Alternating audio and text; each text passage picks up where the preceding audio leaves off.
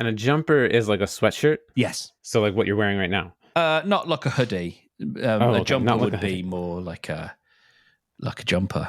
Like a jacket? No buttons or anything.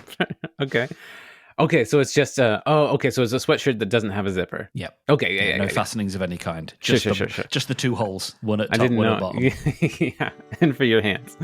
Yeah. Or there's built-in mittens. I guess that would be useful as well. Yes. I'm reminded of on Game Changer. Are there any holes in your underwear? Yeah, there's 3 of them.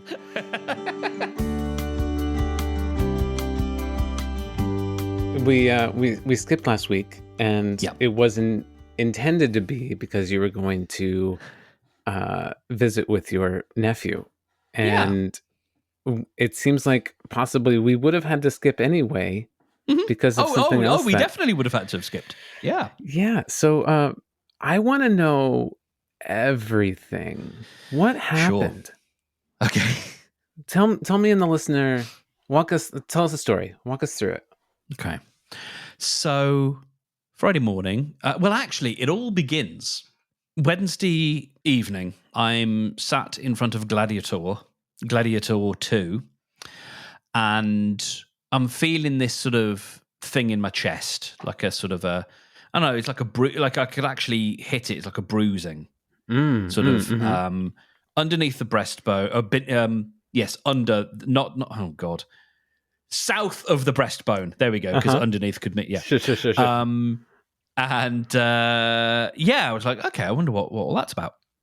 And coupled with the fact that I'm on blood pressure medication, sort of started to think, oh, okay, I'm not so sure I'm loving this. And then I feel like something happened Thursday night where I was like, all right, let's have a word. Let's have a word with the doctor, because I'm sort of not loving this. And so I the way my particular general practice surgery works is you can fill in a form, and they will assess, a doctor will assess that form and then make a decision from there. And so, sometimes it's come in for a routine appointment. Here's a link to book an appointment, and there you go. Yeah. In this case, they invited me to come in same day.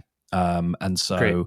I was writing something for an online magazine when I got the message or the call that was like, do you want to come in today and figure out a time? So I figured out a time.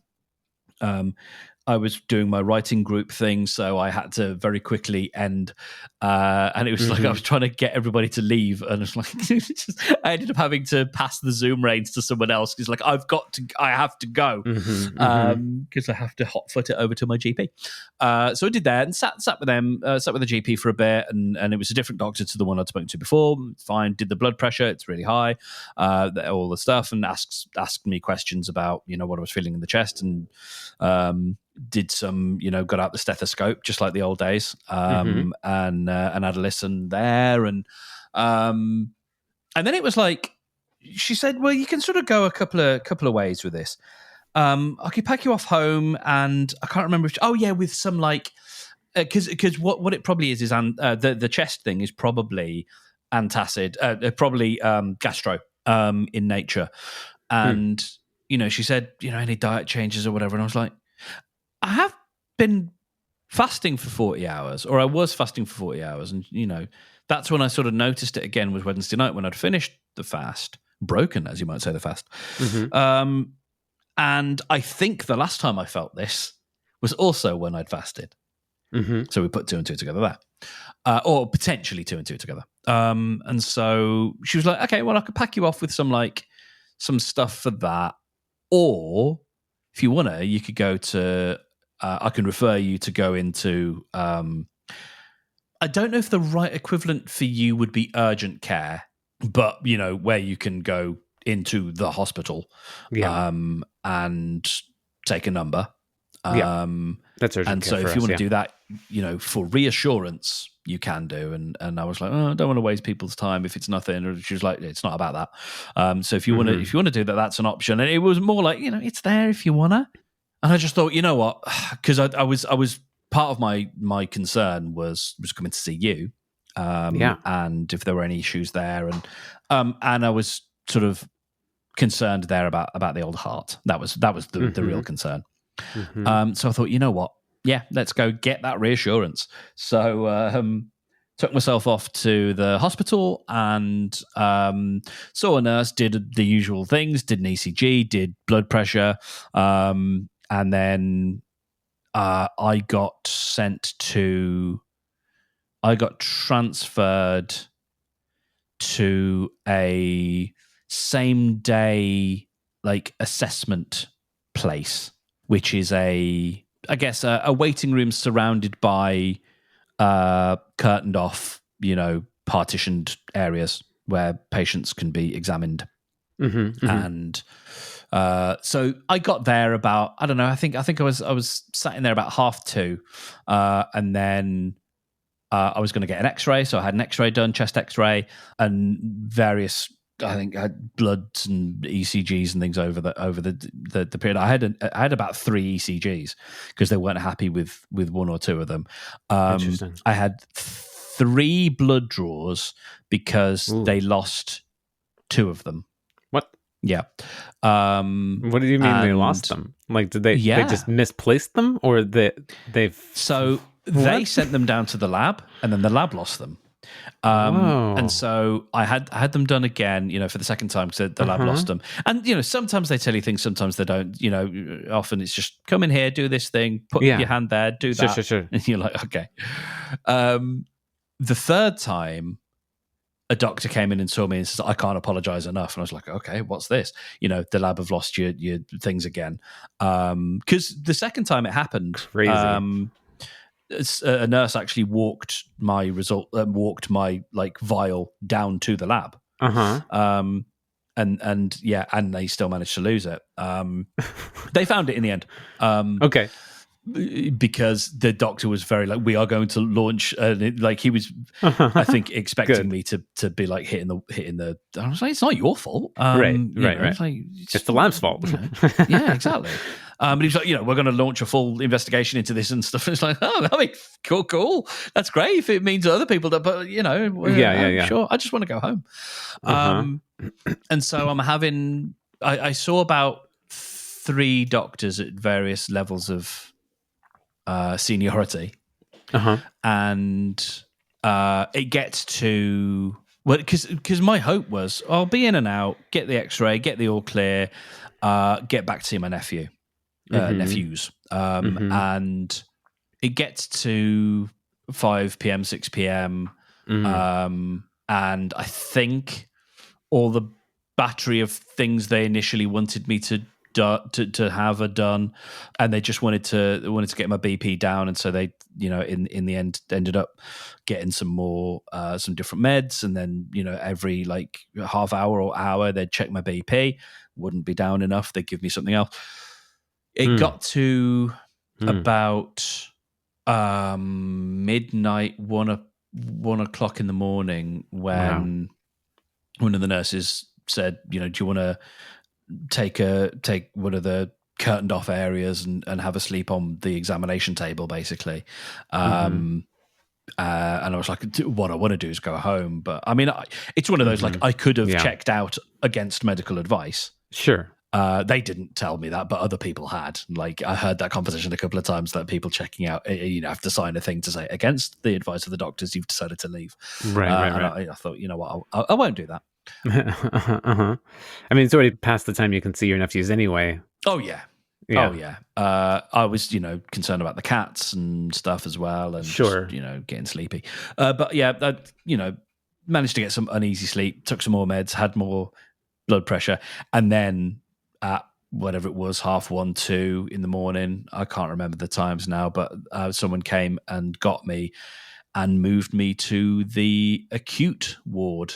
Where this was more like, it was more like 4 or 5 in the morning, because I think I was there for a fairly short amount of time, and then the guy with breakfast came round, and that was at 6 in the morning. Mm-hmm. I mean, I rock up there and And what did they give you for breakfast? Cornflakes. Cornflakes. I had a few options, various different cereals, and so I mean, I get there, 5-ish or whatever, and there's a guy. Like, I already know I'm not going to sleep because there's noises. There's a guy doing all sorts of Sure. breathing, weird breathing, labored breathing, and other things. And I'm like, yeah, cool. All right, I ain't sleeping because I'm too stimulated. Basically, Yeah. it's just I can't. Oof. I can barely sleep when the sounds of snoring, let alone anyone who seems like they're actively suffering. So, like, Yeah.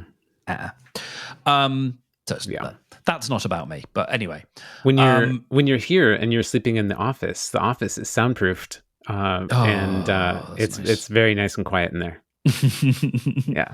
But yeah, I get my breakfast, and then I'm just waiting around for hours until a doctor can come round. It's Saturday now.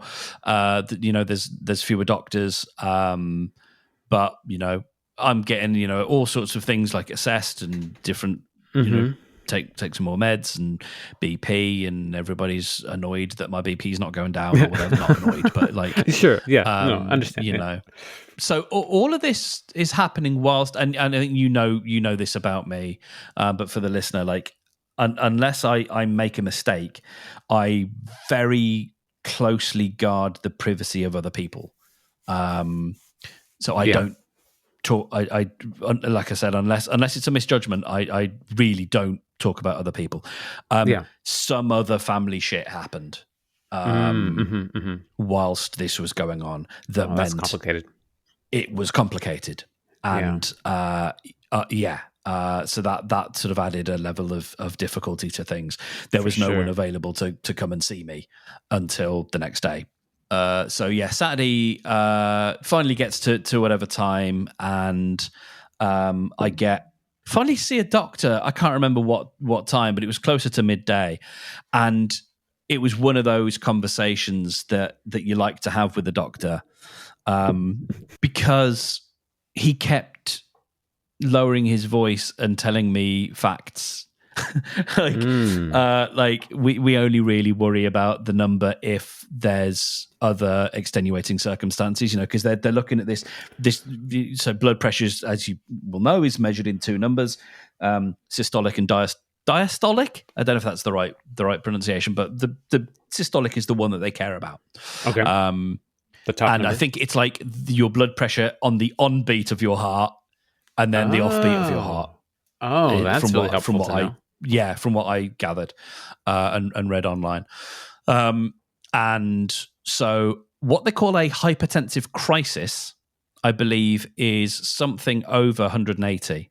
And I was like way into the 200s. Oh, wow. And so they kept throwing drugs at it, and it was going down slowly. And they didn't want to leave. They didn't want me to leave until it got under 170. And even that's really high. Yeah. Yes. It's above average, and it's still hypertensive, but it's not a crisis. Yeah. Because the danger here, and there is history of this in my family, is stroke. You get into those numbers, and you're knocking on the door of Stroke Town. Yeah. So that's a concern. That's fun. But the doctor, like, it was one of the he was the sort of more senior doctor, registrar, I think, and a junior, and they were both great, actually. And so this guy was like, "Yeah, listen, we only really care about numbers this high, or we only get." I think his words were like, "We only get excited about numbers like this if there are other, symptoms." And they'd done chest X-rays, they'd looked at my lungs, no fluid on the lungs, and all, no heart problems, no heart attack, because that was like, am I having a heart attack? I remember watching an episode of Crazy Ex-Girlfriend, and one of the main characters, for like days, she'd had this sensation or whatever, and the doctor was like, "Yeah, you're having a heart attack," and it was over days, and you sort of think, "Yeah, is that what's happening?" And it wasn't. So all things are okay. And except just the big BP. And he the doctor again was like all these different things. Like, okay, doc, give me the worst. Am I cutting out coffee and stuff? And he's like, no, like if you're an Italian and you're drinking several espressos a day, then maybe I'd counsel you to cut down. But like, no, you're fine, and all this other stuff. And he was just like a very human conversation. Nice. And throughout most, if not all, of the conversations I'd had with all the doctors, they were all actually pretty decent and human, which was really nice. And like, no one was like, well, there wasn't any of that. It was all kind of like, so none of my reactions.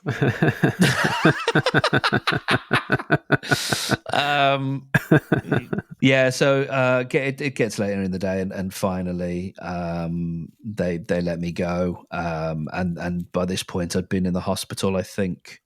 Don't know if it was 36 hours, but maybe 30. And and they packed me off with meds, more meds. So I didn't enjoy it. No, I bet you didn't. So have you noticed a difference in your home cuff results from the meds you've been taking? Yeah, they're going down. Great. Yeah, and still sort of creeping down. Man, I feel for you. And when you told me, I mean, I was, of course, worried that you possibly couldn't make it down to the visit and the party and stuff. Yeah. But that was like low stakes. That was like, I was thinking about you a lot, and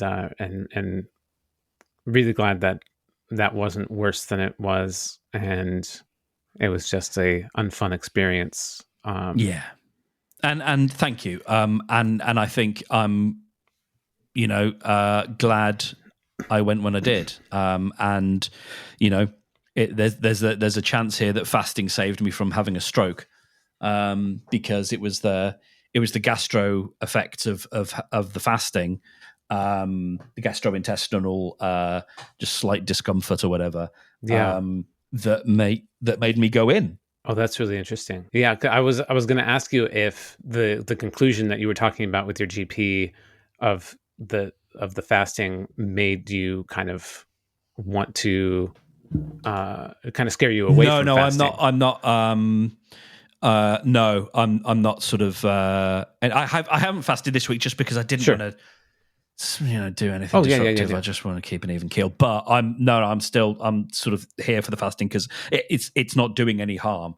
No. Now that I know what it is, and I know that this week I haven't felt it at all. Like it's not there. Great. Means that it will just be that, and it's just an effect of that, and if it means an antacid or whatever, it's like fine, right? Like I'm not worried about that. They were asking me like, what's your pain level? And I was like, 2. What I mean? It's one of those. It's just it's there, and that for me was a cause of concern. The amount of pain wasn't a cause for concern, but the fact that I was feeling something was like, oh god, But having pinpointed that, I'm fine, and so it's not scared me off fasting. That's cool. So when you sent that, it inspired me to kick into gear on something that we've been talking about. We've been kicking around for a long time, and especially lately of like just getting the info out there, getting what I know down into something that's kind of shareable and enticable to really kick Godmode off and my coaching career off. And so at first I just made this 1-page document that I'll send it to you right now. So you can take a look while I'm telling you about it.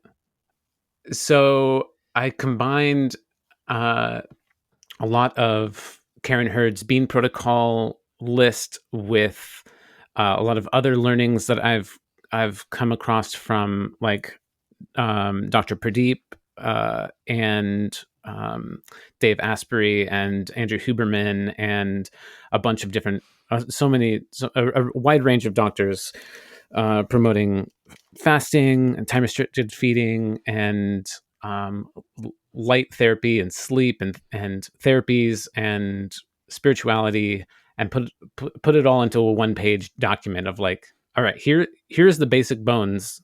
Here's what you should kind of aim for. And then as I was doing it, I was putting in like sources for each section of like, this is where I got this information from. I'm not just making this up. This all has a reason for being here. Yep. And then, which is for when I started the Bean Protocol, that was really important. Is like Karen explained, there's science behind everything I'm telling. Every thing is here for a reason. I'm not telling you cut out cinnamon just for fun. It's inflammatory. Like there's a reason for each thing. Then I, compiled all the sources on the last page, and I'm like, oh, I was calling it a reading list of like, here's the things that you can go read more about. And then I was like, I'm not trying to get you to read all these books. I'm just saying that you have the option to. So I changed it to my source list. And then I was kind of like, I had reduced the margins to as slim around the page as possible, and it's like an A10 or A11 page, or what is it? It's like a giant page. It's not just the normal 8.5 by 11 page. And I still had more I wanted to put in there, so I'm like, okay, I got to make another page. And I realized I hadn't really even said why anybody should follow this yet. So I made a second page that had like a why, a how, and an extra column of where I could actually write out some stuff. I was like, okay, here's how you do it. Here's like how to start and ease into it. Here's some of the benefits of why you're going to want to do this kind of thing, and still working on that section. And then some extra things like how much it costs to do, and how long this you is should do interesting. it. The soy stuff. Yeah, soy. In addition to being horrible for the environment, and leading to soil degradation and deforestation and community displacement, it's a plant estrogen that your body doesn't need and process well. I don't know the science as well about that, but especially for men, we don't need extra estrogen. It builds up our breast tissue and fat stores and stuff, and it's not really good for us.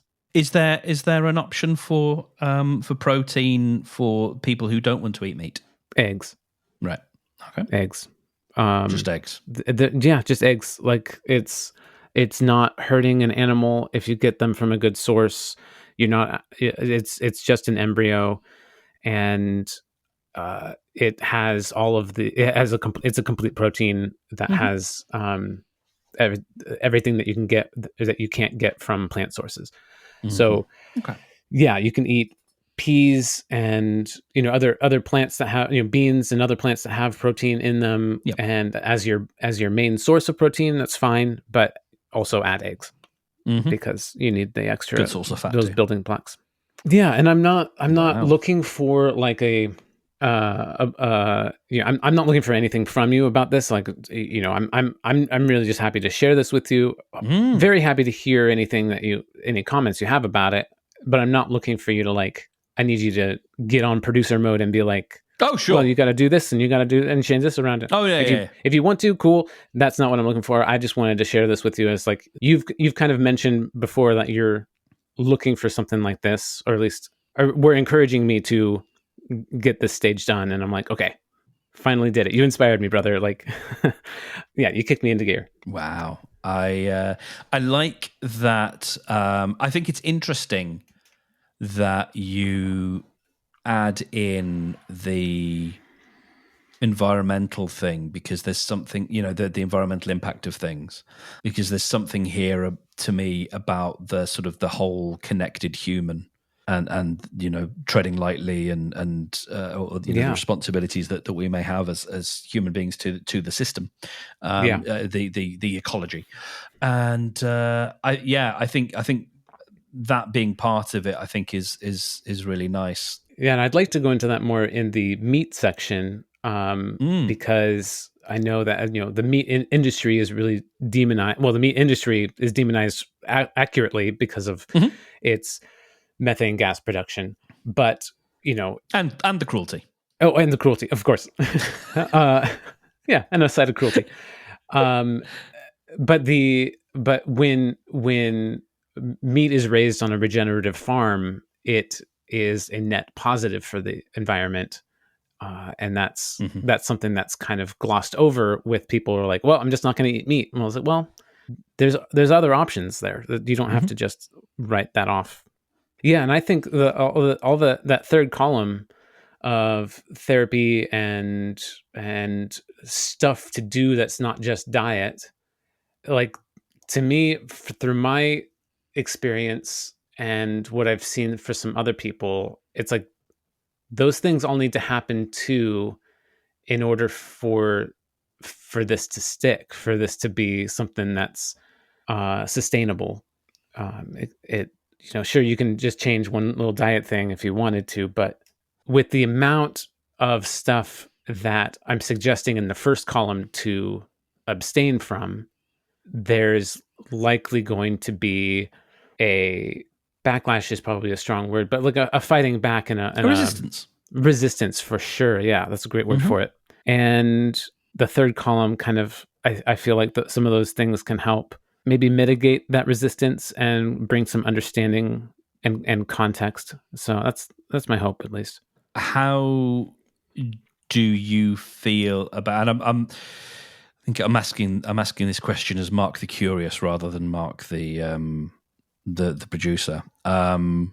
What is your thought around how people begin? Like, are Yeah. you all or nothing, or gradually, sort of slide in, slide into Yeah. it? Yeah. I explained that a little bit in the second page of in the Oh how yeah, in the column. how. Yeah. There Yeah, we are. but I'll go over that a little bit. I kind of Ah, have yes, here we are. two sections there that kind of describe, like, you can go, a level at a time. You start with just cutting some of these things out that are major poisons and making things worse.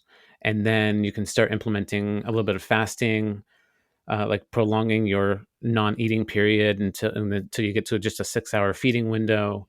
And then you can start trying a 3-day water fast. And um, I still need to expand that a little bit more to incorporate the third column on the first page of therapies and other stuff. And then below that, I have like achievement levels where, first, the first kind of achievement you can unlock, more or less, in Mm-hmm. using gaming terms, is like Mm-hmm. actually getting on the protocol, actually following the whole thing. It's going to take a while, and so actually getting on it, like, fucking achievement, Mm-hmm. that's big. And then the second achievement is staying on it for 30 days, which, 3 months, I think it says achievement or too. But three, yes, yeah, 3 months, yeah. yeah, yeah. um threes. Yeah. Yeah, 3 months. And Mm-hmm. because 3 months is the length of mitosis for the cells of your endocrine system. And the two big things that this protocol does, aside from this long list of symptoms that can change from these different changes, from these lifestyle changes, the main things that you're affecting by being on this protocol are the endocrine system and your insulin response. Mm. And those two factors can cause so many other downstream effects. The endocrine system, it's your hormone system. It's the communication system in your body. Of you give it an input, and it's like, okay, I'm going to do this with the input. So it makes a hormone and sends that through the bloodstream, and the body reacts to that hormone in different ways, protects itself. It causes things to become stored in fat or used for energy, or you get scared by a lion coming at you. You start pumping out epinephrine and norepinephrine and adrenaline, and those are hormones telling your body to fight, flight, or freeze, and Mm-hmm. move, like protect yourself from a danger, and all that kind of stuff. So, and we are bombarded in our society by endocrine disruptors that last on the first page, bottom of the first column. Scented products. Scented Mm. products are a massive um, endocrine disruptor. As somebody, like, I've always had a pretty sensitive nose, Mm. and now being on this protocol for a couple of years, I mean, my nose is even more sensitive. If I'm around a scented product, or if somebody's smoking or things like that, like my body reacts kind of viscerally to it. And I'm like, oh, get Yeah. that away from me, because Mm-hmm. my body can sense that that's not good, and Mm-hmm. it triggers things, and it's like, whoa, okay, whoa, no. And ultra processed foods are a huge endocrine disruptor. The Mm-hmm. processed seed oils, the sugars, the flours, a whole bunch of different things are that just cause the hormone system to fire off inaccurately, or become really tired and exhausted because they're overworked. So that first column is kind of the primary thing to start with, so you can not be overworking your system, and start to bring in some of the other stuff when it's a little bit easier to do. You have more capacity by taking away the disruptors. This is remarkable. Oh, thank you. This is the shit right here. Yeah, And I also like, it's easy to learn, it's hard to do, it's worth the effort. yeah, yeah. I was thinking Wow, about dude. that because we talked a while about something being simple versus easy, Mm. and that was in my head when I was writing that part. Mm-hmm. I struggled for a long time to get started with Godmode, because I couldn't figure out the way I wanted to present the image of it, like the color scheme and the like title, like the font I wanted to use. I like Mm-hmm. that all kind of just got in my way. And then I don't even remember how I picked the font for the God mode protocol at the top. But I'm like, I'll just put a placeholder here, whatever. I'll just throw a green color on it, because I want it to be green, because I want it to be like the old school computer type scenario. Mm-hmm. And then I was like, actually, that kind of looks good. And then I was like, what if I just used my favorite little glitch website for images? Mm. I think it's photomosh.com or something like that. Mm-hmm. And so I just took a screenshot of of the text there on on the Pages document, took that over to Photomosh, did a couple different things, and scan lines and pixelation, and I'm like, oh fuck, this looks perfect. This is what I thought about going to, like, a designer friend for to help me with, and I'm like, okay, finally, I got it. That barrier is out of my way. Yeah. Wonderful. Yeah. Yeah. Yeah. It's good enough. It doesn't. Nobody's going to critique the title. Like, this doesn't seem gamery enough, or bullshit like that. Do And you it's even not gay, even bro? yeah, it's not even about that at all. Like, it's just a fun, not gimmick, but layer to have over the top of it. Yeah. Yeah. So, like for me, I just want to put all of this in Notion. Awesome. Maybe you can help me format it that way. And could it be something shareable? That's a Notion that, like, Oh yeah. somebody could. Well, that'd be really interesting. Oh yeah. And there's some ways to make it sort of semi-interactive. I mean, you can Ooh, do things like, when there's videos, just embed the videos directly into the page, and allow things to be ticked off. dang. Create little databases to help people keep track of the stuff. You could, like, there's all sorts of things, that could be done. And just put inside a Notion. Yeah. This Yeah. is wonderful. This is absolutely Thank wonderful. you. Thank you. I'm so glad you think so. This is the way. This is the way. This is the way. Wow.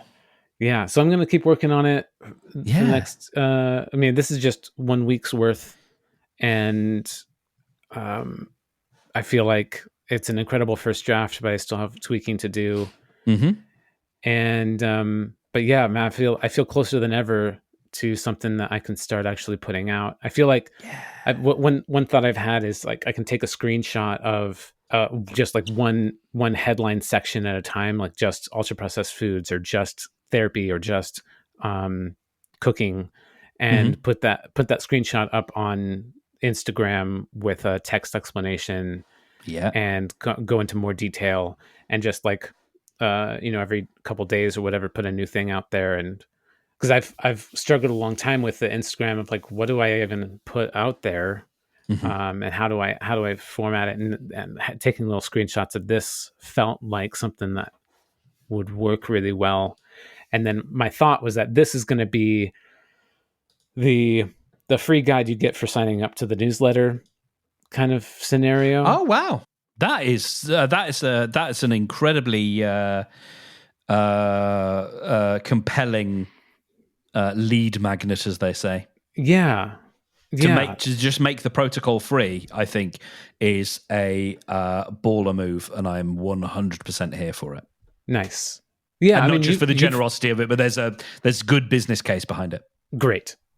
I mean, you strongly you put that idea in my head, and I've liked that. I've held on to that, and I've like that. That actually sounds really great. And you may have gotten to like the second page where it talks about the anti-capitalistic nature of this document. Like, you can find all this reading list. Either you can find all the sources on YouTube or in your library. This guide is free. You don't need it. Like, this is just real food. You don't have to have special. There's no club to join. There's no special foods or meal programs you have to pay for. Because, and again, this is where the business case comes in. Is the knowledge is easy. Like knowing this stuff. Yeah. I mean, it's not easy. It's taken you a long time to gather all of this information and to synthesize it. So, like, absolutely.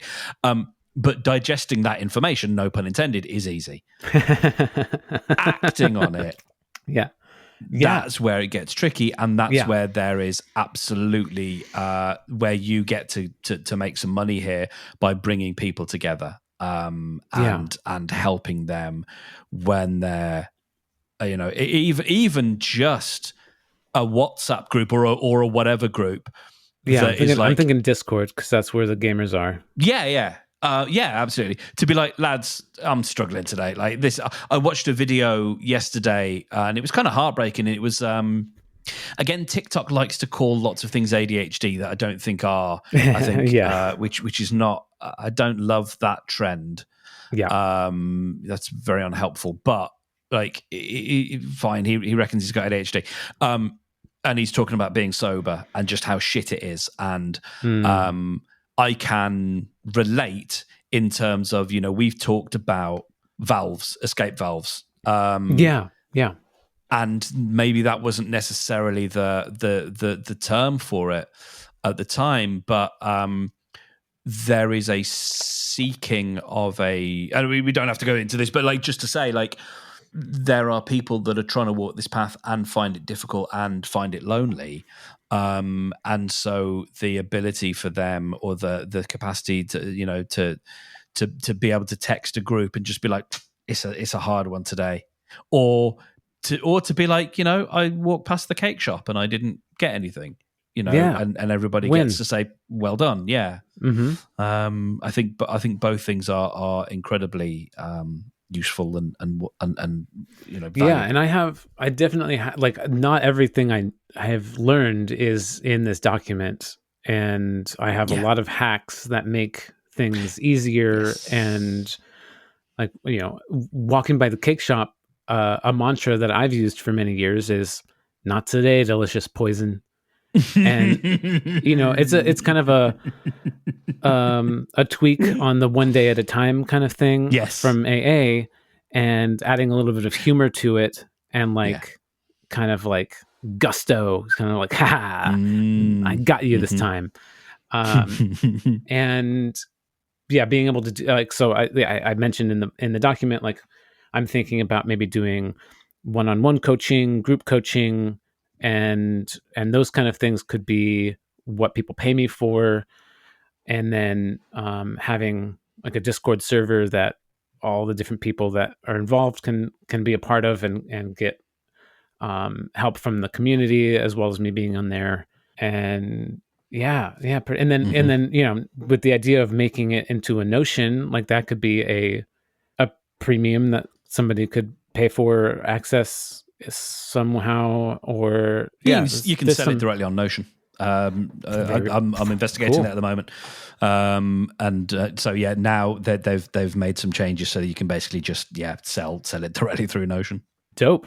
That's really great. So cool. Yeah, I'm excited that there's some options here for for monetization, because that's definitely man, I don't like money. Talked about it many times before, but turns out I need it.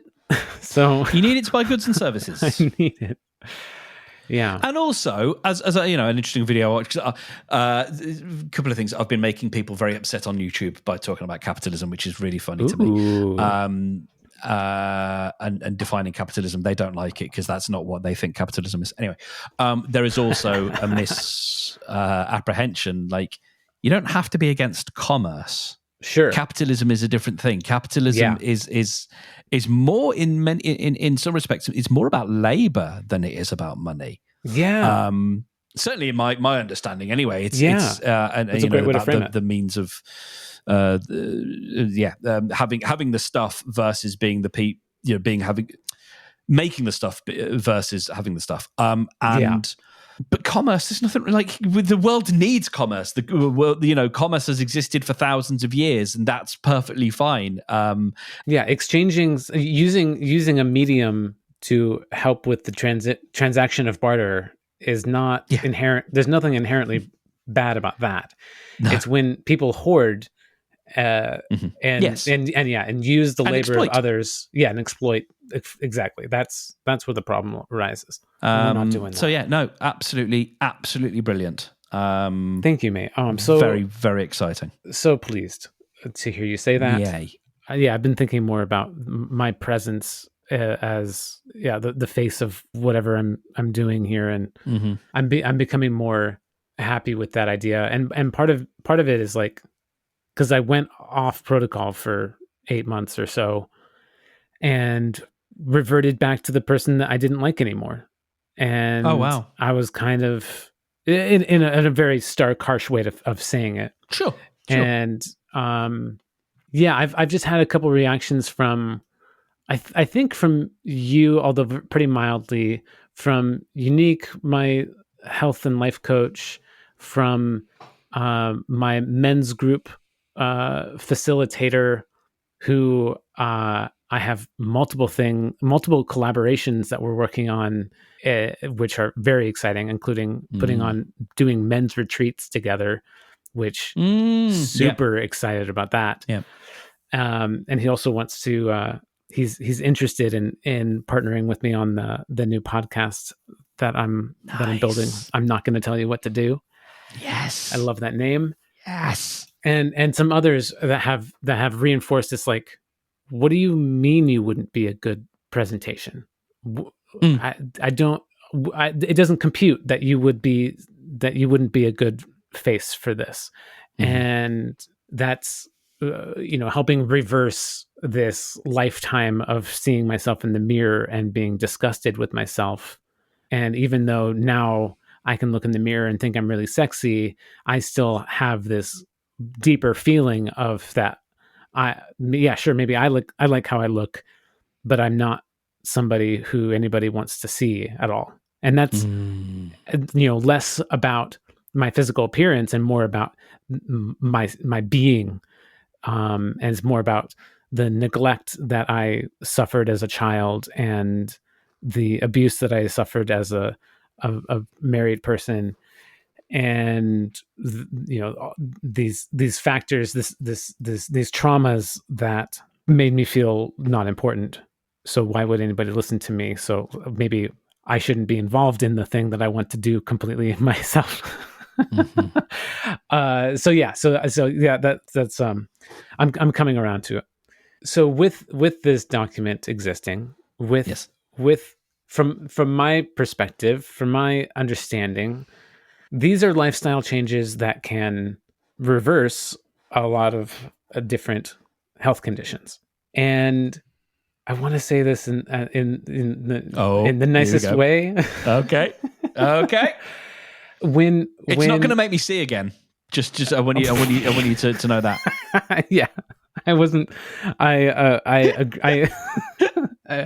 This protocol will not grow an extra limb for you. It will not bring your teeth back. There's a lot of things that this cannot do. It cannot make you see again. It won't make you grow a third eye, although maybe you could at least find your third eye, but that's beside the point. but there are things that this can help with. Yes. And if a lifestyle change can reverse a health condition, to me, that tells me, maybe other people see it a different way, and I'm open to that.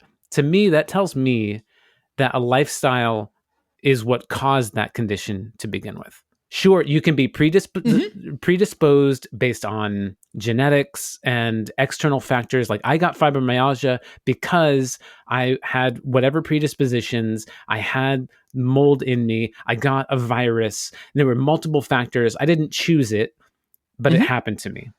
Yes. And also factors of my lifestyle, what I was eating and consuming. And that all combined to mean that I got chronic pain for a long time. So it's not necessarily our fault, but it is our responsibility. And when I like when the I word hear there, from, it's our opportunity to change it. Yeah, exactly. So when I hear from what your GP is telling you, which is not just what they tell you, but a lot of people, and myself included, over years and years and years, that, oh, there's nothing you need to change in your lifestyle. You can just take this pill. For me, I balk at that. I know you do. cannot abide. And that's a me thing, because I think a pill is a part of capitalism. That's that it's helpful. Like you need those things right now. Yeah, I want to make the point here, and because I think it needs to be made, because it's going to scream at me if I don't. do it, make it. Because we are talking about two vastly different systems, and here in terms of the US and the UK. Oh, okay. Because of because of socialized healthcare, sure, that makes a difference. Now, I'm not naive enough to think that big med, what did they call it, big pharma. I'm certain big pharma has a role to play here in the UK, but it's doctors are not incentivized to push medication. That's great. They are in a sense because it gets you out the door quicker. Yeah. But they're not incentivized to push it because a financial pretty rep has come round and plied them with wine. Yeah. I think there can be elements of that. I mean, any human is corruptible. But I genuinely think, doctors, yes, will go for pills often. And weirdly enough, this is the first time where I've known that to be the case. In my particular surgery does not appear to be one that likes to overprescribe. Cool. When I've been with them before for other complaints, certainly, stuff to do with the old noggin, they are very unwilling to automatically prescribe. That's great. So I have faith and confidence that they're making the right decision at this point. Oh, me too. Me too. They're giving you things that are helping. Yeah. I also believe that I will see marked changes in all sorts of things by flushing out the system and by doing these things that are ultimately going to be a lot healthier by making these radical changes to the diet. So I think both are true. Yes. I just think it's really important not to discount the medicine here. I agree. Both absolutely count. I agree. And what I failed to say or get across is no, I probably interrupted you too early. No, you didn't. It was perfect. That needs to be said. And I am very guilty of so quickly going to no doctors, no medication, because of my experience, my trauma of decades of bad doctors.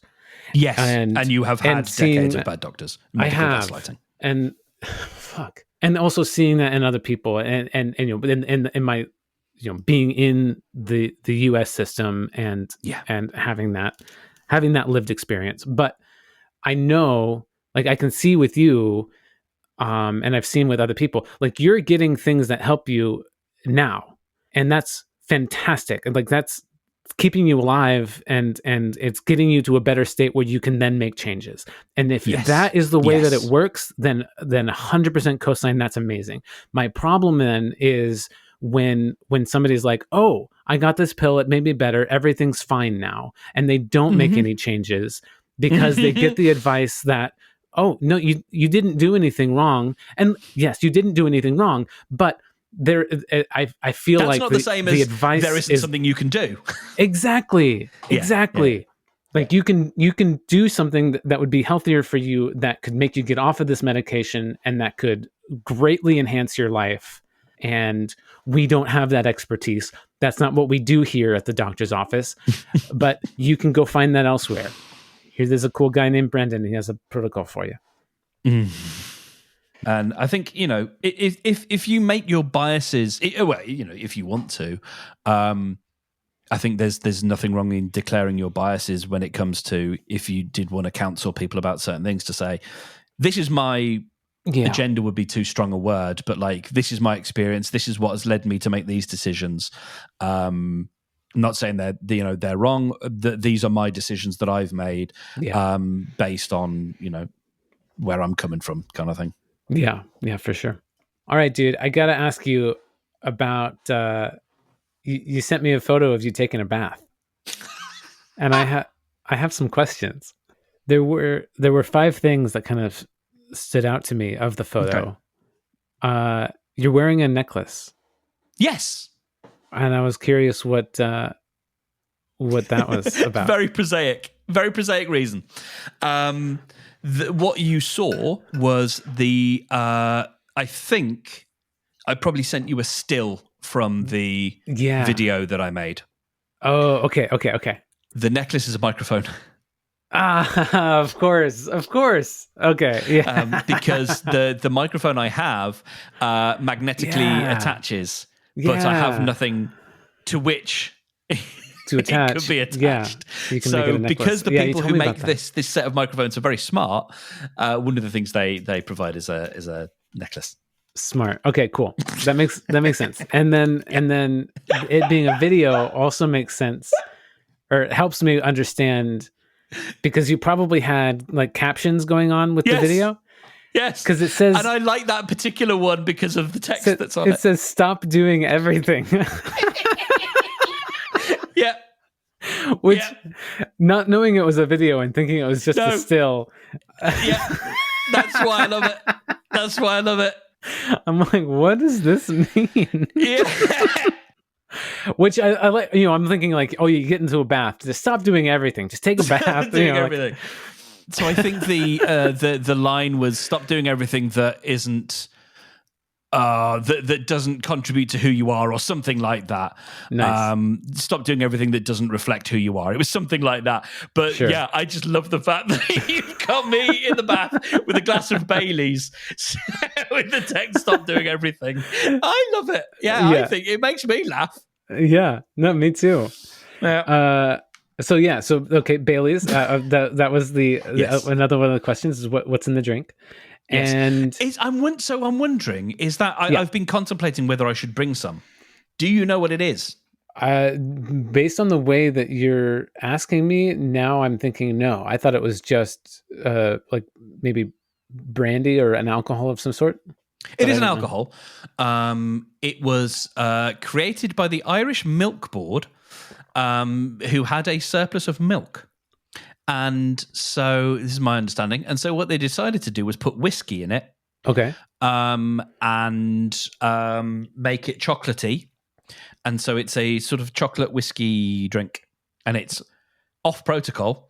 And it's fucking delicious. It's creamy and boozy. And yeah, it's real good. I'd have some. And I happen to have some, and it gets drunk around this time of year. Yeah, it's a good time for Baileys. Yeah. Nice. This is the strangest thing I've ever done, because the amount of setup that it took for this is insane. And I've had to. I don't usually worry too much about what I delete from iCloud, but I did have to go and make sure, because there are multiple shots of my junk because I had to like start the thing running and then get in and out of the bath. And so like, such as it is, there are definite shots of my little ween there. Sure. And I also had to do, I mean, nothing's visible, but I did do some strategic placement of captions. Nice. Just because the video is it's me in the bath, and it's in 3 parts. So there's the part that starts with me in the bath, then it goes into some B-roll, and then the last bit is the last sentence is me in the bath again. And when I did the last sentence, I remembered to pull the foam a little bit closer to me. But when I did the first bit, I hadn't remembered to do that, so it was a little bit further off, and there was just a little bit of bath water with no foam, and I just thought, you know what, I don't want someone subrutering trying to zoom and enhance and try and find what's down there in the deep, so I'll just cover it with some big text. So that answers another one of my questions, which is, who is taking the photo? Yeah. So it's a tripod and it's a video. Okay, so that makes sense. In the sink. Oh yeah, that was quite the chuckle I got. It's quite an adventure, eh? Mm-hmm. I want to tell you about my experience going to Kassablanca 2 weeks ago. Oh, yeah. This will be a short story, but it was fun. Man, what a show! Kassablanca. Top in my top 5 DJs right now. Top 5 shows I've ever been to. Like in a smaller club setting. Like the Group Therapy Weekender is its own massive thing, and I kind of can't compare that to anything else. Yeah, but Kassablanca, it's a duo, and they don't just DJ. And man, I say just. Like DJing itself is its own amazing creative art form, but they're not playing pre-recorded songs.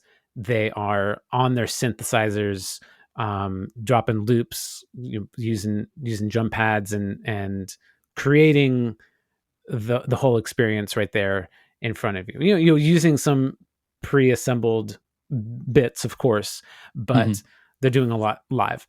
And they have this aesthetic of kind of this futuristic retro 80s kind of vibe, as kind of like, cassette tapes and low fidelity imagery and stuff, which I as a child of the 80s, I get a kick out of. And the way that they also have like this kind of big setup on stage for a DJ with not only light panels behind them, but and their multiple tables where all the synthesizers are, but they have like this big massive electronic device. Like it's like this wall panel of plugs and cords and patch cables and switches and lights and LEDs and whatever, and both at the back end of their main table and at the front end of their main table, and it has their group logo, the Kassablanca logo, embedded in it as well. And so it's obviously this custom, unique device that they're using.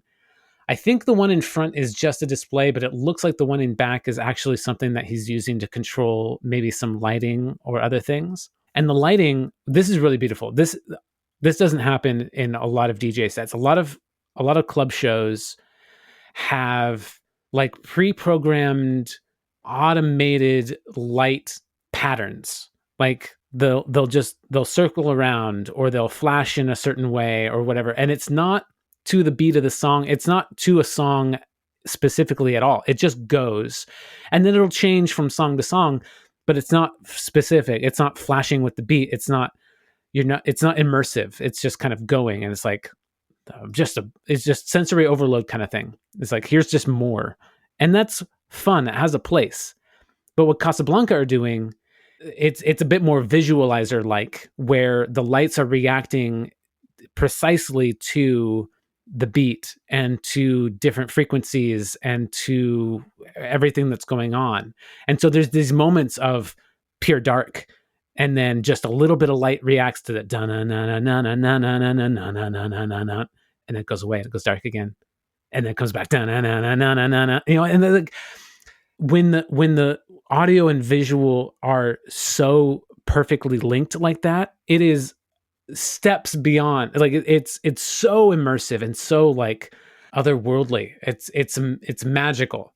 And then they also have they have the big screen behind them that everybody has of kind of putting on like a music video type vibe in the background, and they have wonderful visuals for that, and it goes along with each song and stuff. And the guy is also singing too, and he's using different vocal effects for different songs and stuff. So it's live singing and looping that and editing it and stuff live on stage, and that's all super fun and everything.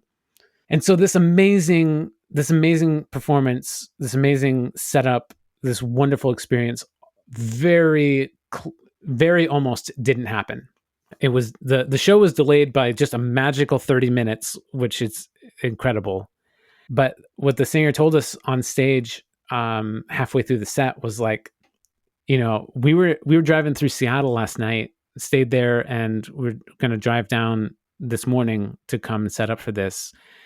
And in the middle of the night, our van was broken into. Every bit of our equipment was stolen. Shit. Yeah. And it's like I was just telling you, this is all custom shit. Yeah. And you can't just go to Guitar Center. That's it, exactly. Yeah. Richer sounds, you can't just, And he's like, but by the power of AirTags, we were able to track down every piece of equipment and get back up here and get this show on for you tonight. And that's incredible. That also very briefly reminds me of there's a show. So there's a British. Oh, do you remember I showed you the quiz show where it was 4 people and they play all sorts of different games? Right? We love that. Yeah. Margaret and I love that. That guy has a two-hander podcast, and he was talking about when they recorded some stuff somewhere in Europe. I can't remember where. It might even have been Spain.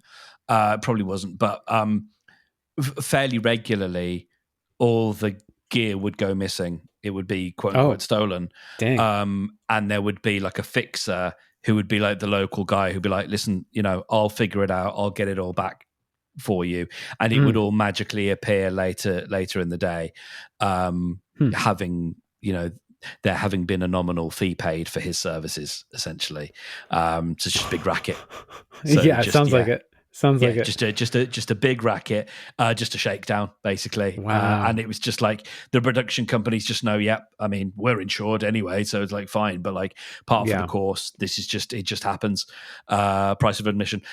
So that was my first thought. Where I was like, they got it back that day, but no, it's because of the magic of AirTags. The magic of AirTag. I just thought that was super. I mean, I'm so thankful for AirTags. I'm so thankful for tracking now that they could get all their equipment back, because that was a fantastic show. I don't want them to lose their livelihood.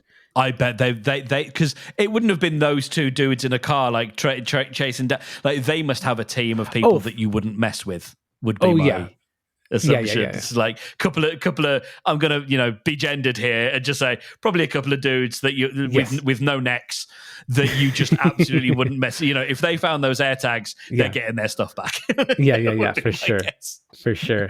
I love the idea of these couple of like I'm gonna assume like fairly sort of dweeby, not necessarily like jacked DJs. They're pretty scrawny. Yeah. Have you like, can I have my stuff back, please? with a vocoder on it. Can I have my stuff back, please? Can I please? Have you heard the song "Roadie" by Tenacious D? No, I make the rock go. Oh, it's so good. I don't warm to Tenacious D. Oh.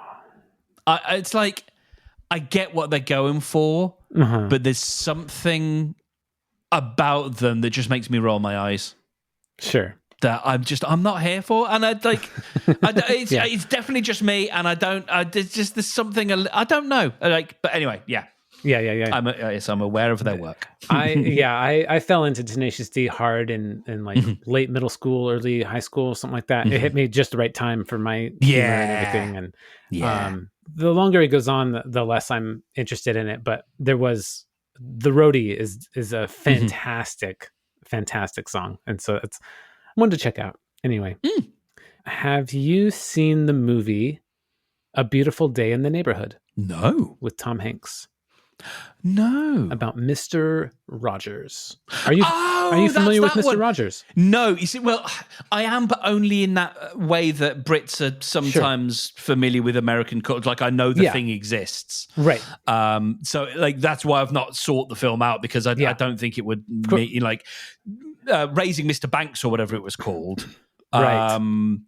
That one, because, Disney is a figure that makes sense to us. But, yes, not this one. I propose that the way that you brought Heretic, we might want to talk about this as a Convergence topic. Convergent Film Club. Yeah. It's not just, it goes deeper than just Mr. Rogers. And like that, neither Margaret and I were expecting that. We just saw an interview with Tom Hanks talking about it and was like, oh yeah, we missed that one. That seems really interesting. Let's go check it out. And we're just thinking about Tom Hanks and Mr. Rogers as the drives to see it. And there was a lot more to it. And it was pretty great. And I would love to talk to you about that. And I think I'll leave it at there. I saw someone on LinkedIn post something that they'd asked ChatGPT a question, and the question was, or the request. Are you my mommy? Was tell me something that will destroy me so much that it will make me start building my personal brand. Wow. Bold. What a question. That's fantastic. And it was anodyne. What it gave me. It was kind of nothing. And it's like, I some stuff about here's a hard truth that might sting but could ignite something powerful in you. If you don't take control of your narrative, someone else will, and that someone else might be a deafening silence in a world moving faster than ever, and blah blah blah. And I said that felt like a bit of a softball. Try thinking about everything you know about me. What is the thing I would hate to hear most? And then it said, your ideas aren't special until you make them real. You have the incredible ability to dream big, meaningful things, better in various things. And I responded to that, inaction isn't my problem. I act on a lot of my ideas. Follow through and persistence. That's what I most lack. And boy, did it take that and run with it, Brendan. Oh boy. Its response was thus. Got it. Then here's what I think you'd hate to hear most. I love this so much. Spike me, daddy. Your inability to persist is teaching people they can't count on you. Oh, fuck, dude. You're brilliant at starting. You generate ideas, dive in with passion, and light up with possibility. But when you don't follow through, you risk leaving a trail of unfinished projects and unrealized potential. Over time, people might start to associate your name with inconsistency rather than ingenuity. Imagine someone stumbling across your work, excited by what they see and thinking, wow, this could be incredible if only it were finished. Imagine clients, collaborators, or your audience silently doubting whether the next thing you start will even last. The ideas you abandon don't just disappear, they become part of your story, and they're not telling the story you want to tell. What if one day someone described you as all ideas, no delivery? Could you live with that? God damn it. I legit have tears, dude. Whoa! Holy fuck. Woo! That's spicy, isn't it? Dang. ChatGPT with the hard truths. And as always, correct ChatGPT if it's wrong, because then it'll come back with some fucking fierce, dude.